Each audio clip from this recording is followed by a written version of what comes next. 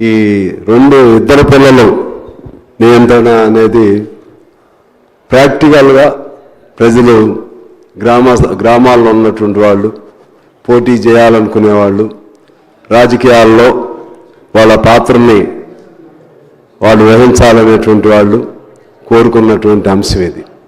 ముఖ్యంగా ఈ ఇద్దరు పిల్లల నిబంధన వలన చదువుకోని వాళ్ళు, లేకపోతే పెద్ద కుటుంబాల వాళ్ళకి ఇబ్బంది జరుగుతుంది. రాజకీయంగా స్వావలంబన వైపు ఆలోచన చేసేటువంటి పరిస్థితుల్లో మనం అటువంటి వాళ్ళకి అవకాశం ఇవ్వటంలో ఇది మంచి నిర్ణయంగా ఆ విధమైన దీనికి దోహదకారం అవుతుందని నేను భావిస్తూ ఉన్నాను.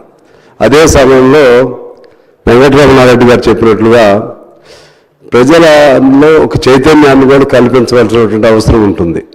ఇదేమో రాజకీయ పరంగా ఉపయోగమే కాకుండా ప్రజల్లో ఆ జనాభా స్వీయ నియంత్రణ, బలవంతమైన నియంత్రణ కాకుండా స్వీయ నియంత్రణ వైపు ఇది ఎప్పుడు కూడా నిరంతరం ఆలోచన చేయవలసిన ప్రక్రియ అధ్యక్ష.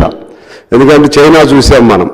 చైనాలో బాగా స్ట్రిక్ట్గా కుటుంబ నియంత్రణ పాటించి ఇవాళ అక్కడ యువకులు లేని దశలో మళ్ళా పిల్లలు కావాలనే ఆలోచన వెళ్ళటం జరిగింది.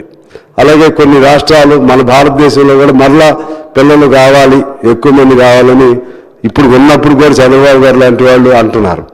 మరీ ఎక్స్ట్రీమ్గా అటు అవసరం లేదు, ఇటు అవసరం లేదు, ఒక మధ్య మార్గంగా ఉండే విధంగా ప్రభుత్వం ఎప్పటికప్పుడు జనాభా, పిల్లలు నియంత్రణ, ఆడవాళ్ళు, మన ఆడబిడ్డలు ఎంతమంది, మగబిడ్డలు ఎంతమంది అన్ని పెద్ద అధ్యయనం, ఇది పాపులేషన్ సంబంధించినటువంటి పెద్ద అధ్యయనం ఉంది. ఆ వైపుగా ఎప్పటికప్పుడు మార్గదర్శకాలు రూపొందిస్తూ ఉంటే ఖచ్చితంగా స్వీయ నియంత్రణ ద్వారా ఎవరిని వాళ్ళు కంట్రోల్ చేసుకోగలుగుతారు. అదే పద్ధతిలో కావాలని తగ్గించొద్దు, కావాలని పెంచొద్దు.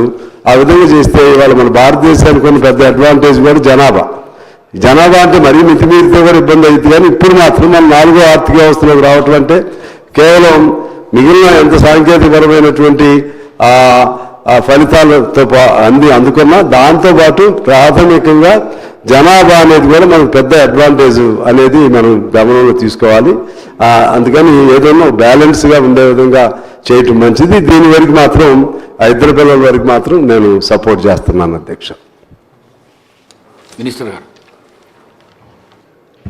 అధ్యక్ష, గౌరవ సభ్యులు వెంకటరామరెడ్డి గారు, అదేవిధంగా కూనంనేని సాంబశివరావు గారు చెప్పినటువంటి అంశాలలో ఇది రాజకీయ ప్రయోజనాలు అనేదే కాదు అధ్యక్ష. ముఖ్యంగా మరి ఉత్తరాది రాష్ట్రాలలో ఎలాంటి నిబంధన లేకుండా పెద్ద ఎత్తున జనాభా పెంచుతూ పోతున్నారు. ఈ ఇద్దరు పిల్లల నిబంధన ఆ రాష్ట్రాల్లో